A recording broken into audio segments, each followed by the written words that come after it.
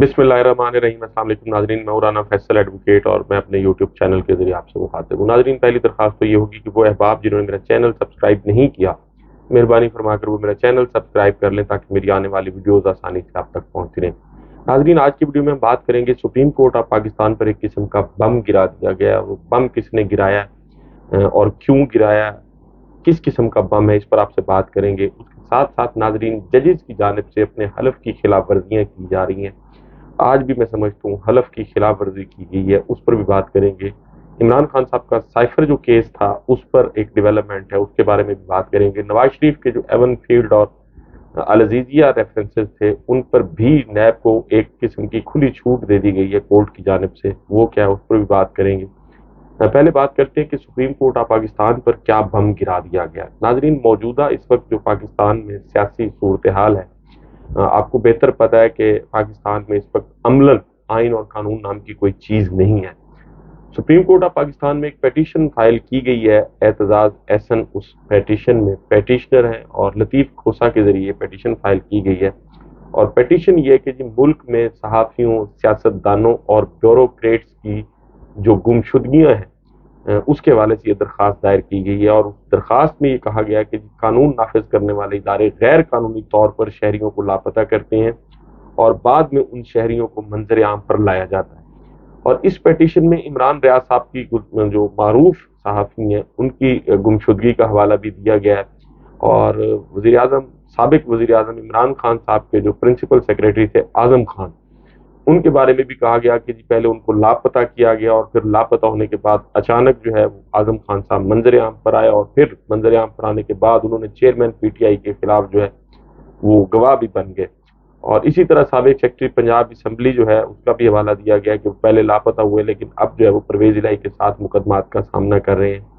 इस पेटिशन में शेख रशीद का, उस्मान डार का, सदाकत अब्बासी साहब और फरूख हबीब साहब का भी जिक्र किया गया कि जो उनको जबरी तौर पर लापता किया गया। अब ये कुछ लोगों के नाम हैं जो, लेकिन इसके साथ साथ जनूबी पंजाब के पाकिस्तान तहरीक इंसाफ के ओहदेदार, अहम ओहदेदार और सेनेटर ओन अब्बास बत्ती थे, उनको भी ऐसे ही लापता किया गया था। बाद में उनकी वीडियो आई।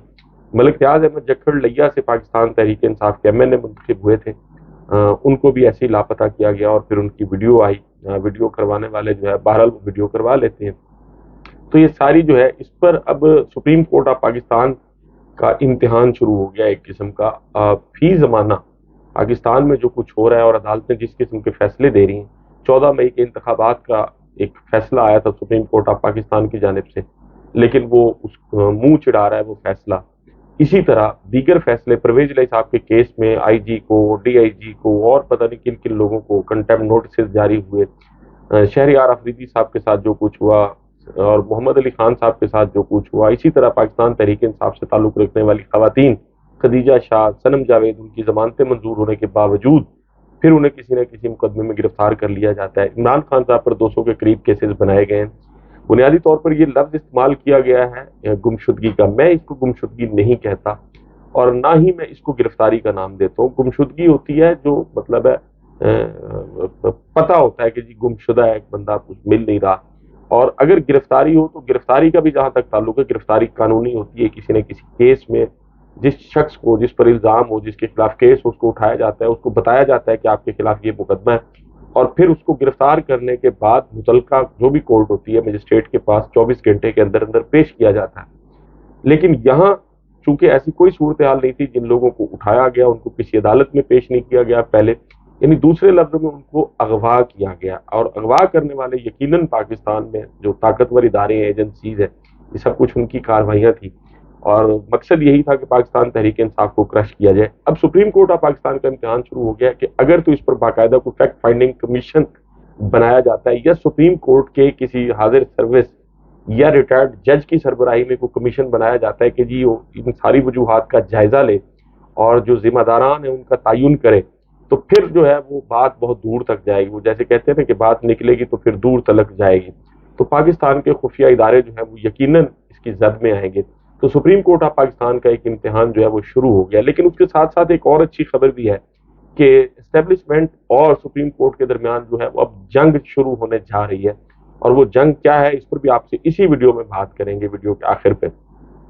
اس کے ساتھ ساتھ ناظرین جج اور حلف جو ہے اس کی خلاف ورزی، میں نے پہلے جیسے ویڈیو میں بات کی کہ میں نے جو سپریم کورٹ اور ہائی کورٹ کے ججز ہیں ان کا حلف بھی اپنی بہت ساری ویڈیوز میں پڑھ کے سنایا، جس میں حلف لیتا ہے کوئی جج کہ جی میں بلا خوف و خطر، بلا رغبت و عناد جو ہے وہ قانون اور آئین کے مطابق فیصلے کروں گا، کسی ذاتی مفاد کو جو ہے وہ میں مقدم نہیں رکھوں گا، اور بلا کسی تخصیص کے لوگوں کے ساتھ انصاف کروں گا، پاکستان کے آئین اور قانون کا جو ہے وہ خیال رکھوں گا۔ لیکن عمران خان صاحب کے کیسز میں یہ ساری چیزیں جو ہیں وہ بہرحال پتہ نہیں کہاں چلی جاتی ہیں، یہ حلف بھول جاتے ہیں شاید ججز۔ ناظرین جناح ہاؤس حملہ کیس آپ کو یاد ہوگا کہ 9 مئی کو جب عمران خان صاحب کو غیر قانونی طور پر گرفتار کیا گیا تھا تو لاہور میں اور ملک کے دیگر شہروں میں جو ہے وہ تشدد بھی ہوا، جلاؤ گھیراؤ کے واقعات ہوئے، لوگوں نے پروٹیسٹ کیا، تو اس میں لاہور میں بھی جناح ہاؤس پر حملہ ہوا اور جناح ہاؤس کو آگ لگا دی گئی۔ تو اس حملہ کیس میں دیگر کچھ 7 مقدمات تھے جن میں عمران خان صاحب کے پر بھی FIR درج کی گئی تھی۔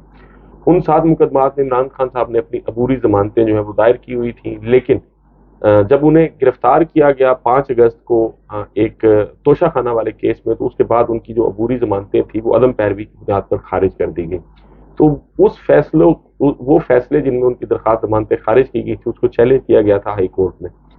تو بیرسٹر سلمان صفدر کے ذریعے یہ سارے فیصلے جو ہے وہ چیلنج کیے گئے۔ تو عالیہ نیلم کی سربراہی میں 2 رکنی بینچ تھا جس نے آج 11 بجے اس کیس کو سماعت کرنا تھا، لیکن حیران کن طور پر اس کیس کو آج سماعت نہیں کیا گیا۔ بیرسٹر سلمان صفدر صاحب نے جو پیٹیشن فائل کی تھی اس میں کہا تھا کہ جی عمران خان کو سیاسی انتقام کا نشانہ بنایا گیا، انہیں 5 اگست کو غلط اور بے بنیاد کیس میں جو ہے وہ سزا سنائی گئی تھی، اور پھر سزا سنانے کے فوری بعد ان کو گرفتار کر لیا گیا تھا۔ تو ہماری درخواست عدالت سے یہ ہے کہ ہماری وہ درخواست مانتے ہیں جو عدم پیروی کی بنیاد پر خارج کی گئی ہیں ان کو میرٹ پر سننے کا حکم دیا جائے، اور یہ بڑی جائز سی بات ہے۔ عمران خان صاحب کے پہلے بھی بہت سارے کیسز میں جو ہے وہ ضمانتیں اس بنیاد پر وہ میرٹ پر کرنے کا حکم جو ہے وہ ہائی کورٹ دے چکی ہے، لیکن آج اچانک سے وہ کاز لسٹ جو ہے وہ کینسل کر دی گئی۔ ایک طرف یہ سب کچھ ہو رہا ہے، دوسری طرف آج ہی العزیزیہ کیس، العزیزیہ ریفرنس اور ایون فیلڈ کیس میں تحریری طور پر اسلام آباد ہائی کورٹ نے نیب سے پوچھا ہے کہ جی آپ کو اپیل بحالی پر اعتراض تو نہیں ہے، یعنی اب یہ کورٹ ایک فیسیلیٹیٹر کا کردار ادا کر رہی ہے۔ نیب تو پہلے کہہ چکا ہے کہ جی ہمیں ان کو ضمانت دینے پر کوئی اعتراض نہیں ہے، ان کے وارنٹ گرفتاری جو ہے اگر وہ منسوخ کیے جاتے ہیں تو ہمیں اس پر بھی کوئی اعتراض نہیں ہے۔ تو اب اسلام آباد ہائی کورٹ نے پوچھ لیا کہ جی آپ کو اپیل بحالی پر کوئی اعتراض تو نہیں ہے، گرفتار آپ کرنا نہیں چاہتے، اور ساتھ ساتھ آپ یہ بھی بتا دیں کہ نیب جو ہے وہ اپنی اپیلوں کی پیروی کرنا چاہتا ہے یا نہیں، یا پھر ریفرنس واپس لے لیا جائے گا نیب کی جانب سے۔ تو نیب کے جو پروسیکیوٹر تھے انہوں نے پھر کل تک کی مہلت طلب کی ہے کہ جی کل جو ہے وہ ہم اس پر کورٹ کو آگاہ کریں گے کہ ہم اس اپیلوں پر جو ہے اس پر پیروی کریں گے یا نہیں کریں گے۔ تو اور دوسرا جو عمران خان صاحب کا ایک سائفر کیس تھا اس کے حوالے سے اس میں ڈیولپمنٹ یہ ہے کہ عمران خان صاحب پر 23 اکتوبر کو فرد جرم عائد کی گئی تھی سائفر کیس میں۔ تو آج ان کے اس فرد جرم کا جو قدم تھا اسپیشل کورٹ کی جانب سے جو سائفر کیس کے لیے جس کو کانسٹیٹیوٹ کیا گیا تھا، کورٹ بنائی گئی تھی، ابوالاسناد ذوالقرنین صاحب جس میں جج ہیں، تو انہوں نے آج وہ ان کی طرف سے جو عمران خان صاحب پر فرد جرم عائد کرنے کا معاملہ تھا اس کو عمران خان صاحب کے وکلاء نے چیلنج کیا اسلام آباد ہائی کورٹ میں، اور اس میں اپنی جو پیٹیشن ہے اس میں انہوں نے یہ کہا کہ جی قانون کے مطابق نقول تقسیم ہونے کے بعد 7 روز ہوتے ہیں، لیکن اس کیس میں جو ہے وہ جلد بازی کی گئی ہے اور قانونی تقاضے جو ہیں اس کو مد نظر نہیں رکھا گیا۔ ٹرائل کورٹ نے جلد بازی میں فرد جرم عائد کیے عمران خان پر، اور پھر صرف فرد جرم جلد بازی میں عائد نہیں کی بلکہ ٹرائل کورٹ جو ہے وہ جلد بازی میں اس کیس کو بھی مکمل کرنا چاہتی ہے، لیکن اعلیٰ عدلیہ کی جانب سے ڈے بائی ڈے یا روزانہ ہیئرنگ کی کوئی ڈائریکشن نہیں دی گئی یا جلد اس کیس کو مکمل کرنے کی کوئی ہدایت نہیں ہے۔ اور پھر ساتھ اس میں یہ بھی کہا گیا ہے کہ جی چونکہ اس کا جو مرکزی کوئی اگر کوئی ثبوت بنتا ہے یا کوئی کیس بنتا ہے جس کی بنیاد پر اس کیس کو آگے چلایا جا سکتا ہے تو وہ سائفر ہے۔ تو انہوں نے کہا کہ جی مرکزی جو ثبوت ہے سائفر ٹیلی گراف وہ بھی موجود نہیں ہے، تو اب سائفر کی عدم موجودگی میں ایک کیس جو ہے وہ نہیں چلایا جا سکتا، لہٰذا وہ فرد جرم عائد کرنے کا جو معاملہ ہے اور جو عدالت کا حکم ہے اس کو کالعدم قرار دیا جائے۔ لیکن عمران خان صاحب کو اس کیس میں لگتا نہیں ہے وہ ریلیف ملے گا، کیونکہ جیل ٹرائل کے حوالے سے بھی ان کی پیٹیشن جو تھی وہ خارج کر دی گئی تھی اوپن کورٹ، انہوں نے کہا تھا کہ سماعت ہونی چاہیے، لیکن اور اس کے ساتھ ساتھ جو ان کی درخواست ضمانت ہے اس پر بھی بحث مکمل ہونے کے باوجود اب تک فیصلہ نہیں کیا گیا. کویشمنٹ کی پیٹیشن بھی ان کی ویسی پینڈنگ پڑی ہے. لیکن جہاں تک نواز شریف کا تعلق ہے تو عدالتوں کی جانب سے جس طرح بھاگ بھاگ کر ان کو ریلیف دیا جا رہا ہے, آج بھی وہ پیش ہوئے تھے, اور جس قسم کا کورٹ کا کنڈکٹ تھا بشیر صاحب کا وہ پورا میڈیا نے رپورٹ کیا. میں زیادہ جزیات میں تو نہیں جانا چاہتا, لیکن پاکستان کی عدالتیں جو ہیں وہ اس گھنونے جرم میں, میں سب عدالتوں کی بات نہیں کر رہا یا سب ججز کی بات نہیں کر رہا, لیکن کچھ کورٹس اور کچھ ججز جو ہیں وہ اس گھنونے کھیل میں برابر کے شریک نظر آتے ہیں.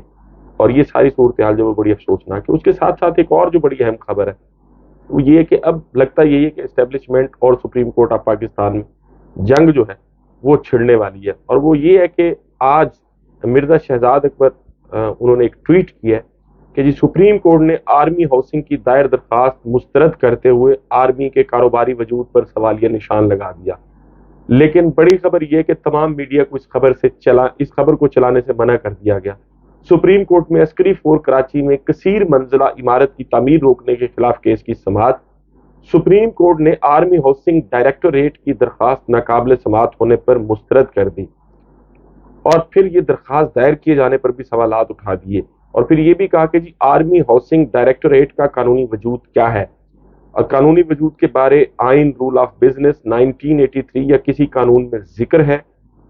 یہ سپریم کورٹ نے پوچھا. کیا وفاقی حکومت کے ادارے اپنے کیسز میں پرائیویٹ وکیل ہائر کر سکتے ہیں, یہ بھی سوال پوچھا گیا سپریم کورٹ کی جانب سے. اور پھر یہ بھی کہا گیا کہ جی قانونی وجود نہ رکھنے والے کی درخواست دائر کرنے کی اجازت دینے پر ایڈوکیٹ آن ریکارڈ پر تعجب ہوا. قانونی وجود نہ رکھنے پر آرمی ہاؤسنگ ڈائریکٹوریٹ درخواست دائر نہیں کر سکتی. اگر آرمی ہاؤسنگ ڈائریکٹوریٹ متاثرہ فریق ہو تو وفاقی حکومت کے ذریعے درخواست دائر کر سکتی ہے. موجودہ کیس میں آرمی ہاؤسنگ ڈائریکٹوریٹ نے نہ تو وفاقی حکومت صدر مملکت سمیت دیگر کو فریق بنایا ہے. کیا یہ وفاقی حکومت کے ہی خلاف کیس ہے؟ Army general headquarters housing directorate کا حق کے دعویٰ ہو ہی نہیں سکتا, یہ چیف جسٹس آف پاکستان نے فرمایا. آرمی ہاؤسنگ ڈائریکٹوریٹ نہ کوئی فلاحی ادارہ ہے نہ کارپوریشن, اور پھر جب ایک ادارہ آئین اور قانون میں وجود ہی نہیں رکھتا تو درخواست کیسے دائر کر سکتا ہے؟ آرمی ہاؤسنگ ڈائریکٹوریٹ صدارتی آرڈر 1982 سے وجود میں آیا. یہ عابد زبیری صاحب جو ان کے وکیل تھے انہوں نے کہا صدارتی آرڈر میں آئین اور قانون کا حوالہ کہاں ہے. یہ پھر ان سے سوال کیا چیف جسٹس آف پاکستان نے, اور یہ کہا کہ آرٹیکل 245 پڑھیں کیا کہتا ہے. جسٹس اطہر من اللہ کی ان کے وکیل جو تھے آرمی ہاؤسنگ کے عابد زبیری صاحب ان کو ہدایت. آرٹیکل 245 کے مطابق وفاقی حکومت کے احکامات پر افواج ملک کا بیرونی خطرات سے دفاع کرتی ہیں. افواج کا آرٹیکل 245 سے باہر کوئی کام نہیں ہے. جسٹس اطہر من اللہ, آپ انتہائی سینئر وکیل اور ایک قانونی وجود نہ رکھنے والے ادارے کی نمائندگی کر رہے ہیں. چیف جسٹس آف پاکستان, قانونی وجود نہ رکھنے والے درخواست گزار کا کیس نہیں سن سکتے. شکایت کنندگان کے وکیل معیز جعفری اسی لیے کنارہ کش ہو گئے تھے کہ انہیں پتا تھا کہ ان سے سنبھلے گا نہیں. عدالت نے شکایت کنندگان کے جو وکیل معیز جعفری کی عدم پیشی پر خصوصی نمائندگی کی درخواست خارج کر دی. اب یہ جہاں تک آرمی کا ایک ادارہ آرمی ہاؤسنگ ڈائریکٹوریٹ اس کی درخواست خارج کر دی گئی ہے, تو پھر اور یہ بھی کہا گیا کہ جی ان کا کوئی قانونی وجود نہیں ہے. قانونی وجود ہے یا نہیں, لیکن بہرحال وجود انہی کا کوئی مانے یا نہ مانے, اور وہ اپنا وجود بنوا بھی لیتے ہیں. پاکستان میں جو پاکستان کی مسلح افواج ہے ان کے بہت سارے بزنسز جو ہیں وہ چل رہے ہیں, پوری دنیا کو پتہ ہے, پاکستان میں بھی ہر آدمی کو پتہ ہے. لیکن اب لگتا یہی ہے کہ سپریم کورٹ آف پاکستان اور اسٹیبلشمنٹ کے درمیان جو ہے وہ شاید کوئی لڑائی چھڑنے جا رہی ہے. اور وہ ایک شعر ہے کہ جنگ گھر چھڑ گئی خداؤں میں, جنگ گھر چھڑ گئی خداؤں میں, بے گناہ لوگ مارے جائیں گے. ناظرین, آپ سے ملاقات ہوگی اگلی ویڈیو میں. اپنا اور اپنے ارد گرد کے لوگوں کا بہت خیال رکھیے گا. اللہ حافظ.